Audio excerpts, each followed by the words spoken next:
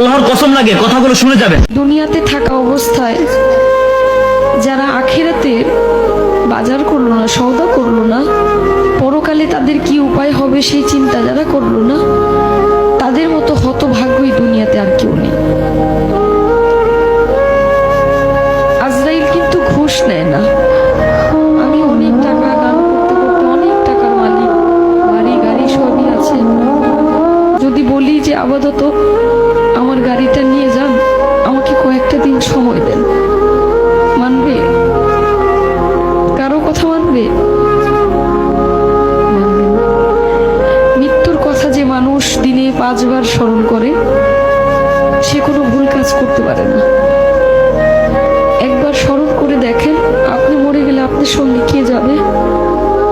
আপনি মরে যাওয়ার সঙ্গে সঙ্গে সকল কিছু ভাগাভাগি হয়ে যাবে।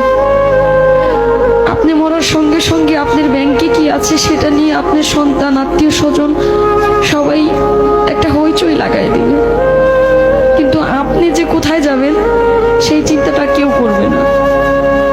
মৃত্যুর কথা যখন স্মরণ হয় নিজের কাছে খুব অপরাধী মনে হয় যে আজরাইলের সামনে কি জবাব দেব, কি বলবো সেদিন, কি বলার আছে আমার।